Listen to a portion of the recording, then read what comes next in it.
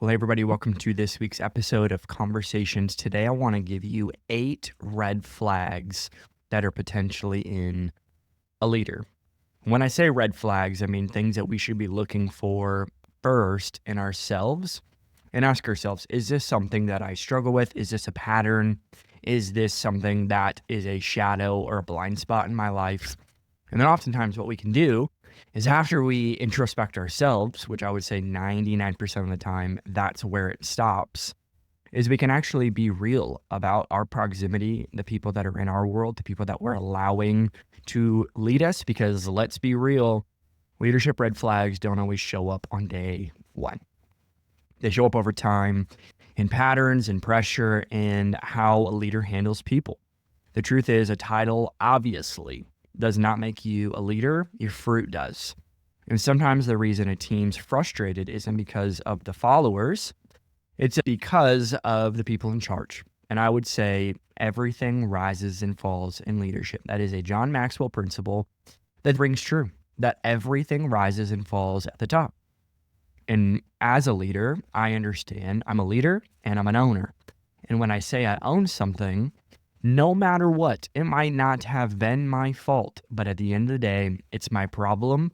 And I'm going to give you 8 red flags that are reoccurring themes in leaders and why they matter. Number 1, they stop being teachable. The moment you think you've arrived, you've already started declining. I say this a lot, but we're either growing or we're dying. And part of being teachable is being willing to be corrected. And correction is not somebody saying something to you and you not responding to it. Leaders who can't be corrected will eventually be rejected. And the sad part is rejected by the thing that potentially they're supposed to be doing. It's not just by rejected by people, it's rejected by mission. That your mission actually is rejecting some core principles in your life, because mission usually takes a solid, humble leader. And if no one can challenge you, you're not leading, you're controlling. And I just always want to be a person who is willing to listen and learn from anybody. I've been around people that every excuse in the book. You're too young, you're too whatever, immature, you haven't lived enough life to be able to give me advice. And at the end of the day, that will always be your lid. If you are not willing to listen, if you're not willing to be corrected and learn, because you can learn from anybody. I can learn from my 8-month-old son. At the end of the day, there is something to learn from anybody. And I want to be a person who is teachable. Number 2, they value loyalty over honesty. A real team doesn't need yes people, it needs truth tellers. You need people around you who are just going to tell you the truth. That not every idea is a good idea. Not every good idea is a God idea. Not everything we say out of our mouths is good. Not every day am I going to be at my best. Not every day am I going to be a person worth following. And at the end of the day, I'm not perfect, but there is a level of, you don't just need yes people around you or just task monkeys who do things for you. You really do want people who want the best for you, but also the best for the organization. And it always should be in that order. And loyalty without accountability leads to dysfunction. You got to be able to have accountability, and accountability doesn't work one way. It works both ways. And if you're holding somebody accountable, but they're not willing to be accountable to you, that's not healthy. That's a red flag. That you want to make sure you are surrounded by people who, yes, are loyal, but loyalty is not the goal. The mission is the goal, the primary function of your whatever you're trying to do, whatever mission you've said yes to. That is the goal. And if the mission's the goal, we got to be willing to tell the truth, and we got to be willing to be honest. Because honesty is important. If you can't be honest with yourself, primarily, you'll never be honest with other people. If your people are afraid to disagree, you're not building trust, you're building fear.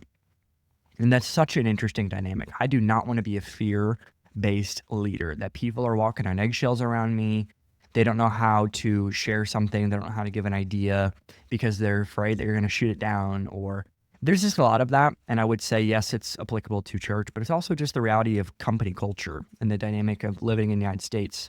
A lot of times your manager doesn't know how to lead, and it leads to fear of losing your job, fear of rejection, fear of insert anything. And I just want to be a person who values loyalty 1000%, but I don't value it over honesty. Number 3, they blame down instead of owning up. When something fails, immature leaders look for someone to blame. Someone or something to blame, man. And I'll tell you what, there is something about ownership that I don't just create something, I own something. And I own the outcome. And if it's bad, I take responsibility. Great leaders take responsibility first and ask questions later. And honestly, great leaders delegate wins and take the losses. And the best leaders I've ever been around are the people who can make other people feel like champions. And when there's a loss, you take the loss. You take ownership of it. Because at the end of the day, it is your fault. And if it's not, it's your problem. And your problem is to solve it and take responsibility for it. So blame protects your ego. Ownership, this is interesting, protects your influence. Blame protects your ego. You want to have a big ego, you want to feel big but not be big, blame. If you want to have influence, take ownership and take responsibility. Because taking responsibility and having responsibility are two very distinctly different things.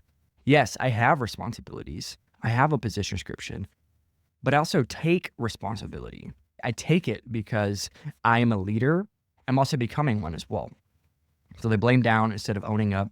Number 4, they care more about their platform than people. If your followers feel used instead of valued, your leadership is off. Influence is a tool to serve, not a stage to shine.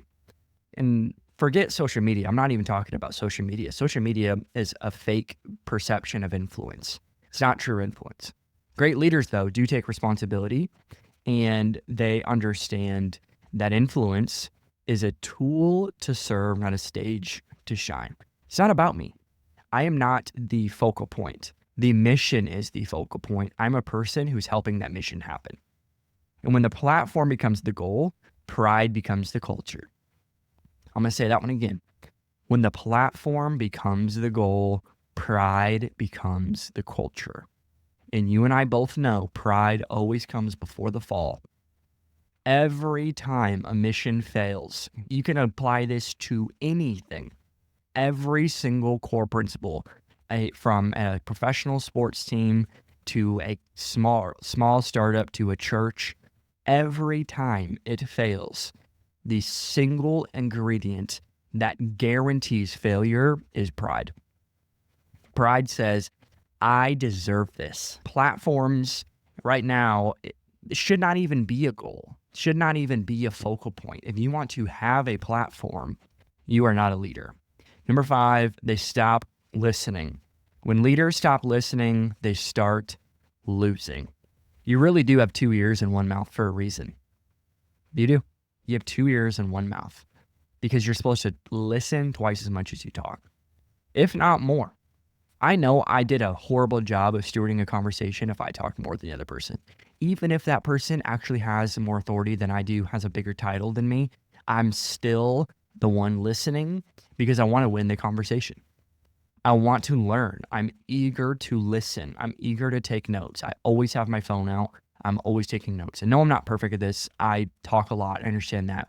But every problem in culture usually started as a problem in communication. It's relationships. That's what it is. No matter what. If it's a team, it's a relationship. It's a relational problem. And every time, the single ingredient to problems in relationships are communication. Because listening is not weakness. It's actually wisdom. Every time you've left a conversation and felt good about that conversation and encouraged, it's interesting how you actually talk more than the other person. Because why? We all want to be heard. And that is a job of a leader. Number 6, they're always the hero in every story. If every story ends with I, you've missed the point of leadership. You should not have any singular language in your vocabulary. You shouldn't. I, we, versus you, me. We have to use unifying language. We did this. Our team did this. Not I did this, you did this. Nope, we don't do the blame game either. We lost, not you lost. Leaders who need constant recognition drain the team's energy. And if you've always have to win the spotlight, you'll lose the room. Isn't that an interesting dynamic? That if you want to win the spotlight, you're going to lose the room. If you want to win the room, give away the spotlight and be a listener. That is how you are actually, in a way, you're the hero. If you want to actually be the hero, be a listener and give away the spotlight. Number 7, they confuse confidence with arrogance. Confidence inspires others. Arrogance isolates others. Confident leaders lead with people. Arrogant ones lead over them. Because you can be bold without being better than. Your job is not to be better than the people you lead. Your job is to help them become the better version of themselves. And this is interesting because the competitive spirit is in our culture. It's in the nature of humanity. And you got to fight against that because you are not competing against anyone. You really aren't. Even in the business world, you think the world is that small that you can be the only one. Monopoly is a real thing. And if that's a goal, that's not healthy. You don't want a monopoly. You don't want to own the whole thing. You are supposed to own a single piece of the pie. And don't get me started about church. We always say we're capital C church. Put your money where your mouth is if you actually believe that. Number 8, they neglect their private life. This one's probably the most important. Public gifting cannot provide or can't cover private drifting. Public gifting can't cover private drifting. And you know how you drift? 1 degree at a time. One little shift every single day. And that, my friend, is how you lose. And every single time, the righteous man falls, but he gets back up. And you got to get back up. The most dangerous thing you can do is succeed publicly and fail privately. And you got to be able to define what that even means. What does success mean to you? What does failure mean to you? Because at the end of the day, if you focus more about the world than your world, you will always have a neglection. You will have kids who don't know you. You'll have a wife or a husband who doesn't know you. You'll have a family who doesn't know you, and you won't know you. And that is not good. So who you are when no one's watching will eventually show up when everyone is. Your private life will always tell a story about your public life. And after a while, you can't tell. Everyone can tell. You will tell on yourself more than you think. And every red flag starts as a small decision, a corner cut, a voice ignored, a moment of pride unchecked. And if we don't stop and deal with it, the red flag becomes the story of our downfall. And if you're a leader, do a heart check. Ask yourself, am I still humble? Am I still growing? Am I still surrendered? Because the goal is not to be impressive, it's to be trusted.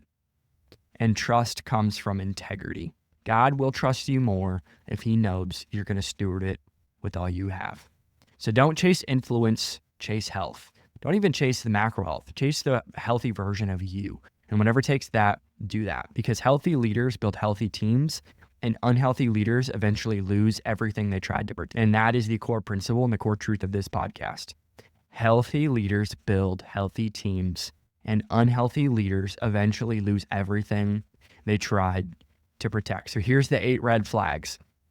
They stop being teachable. They value loyalty over honesty. They blame down instead of owning up. They care more about platforms than people. They stop listening. They are always the hero in every story. They confuse arrogance or confidence with arrogance, and they neglect their private life. Thank you so much for listening to this week's episode. We will see you next week.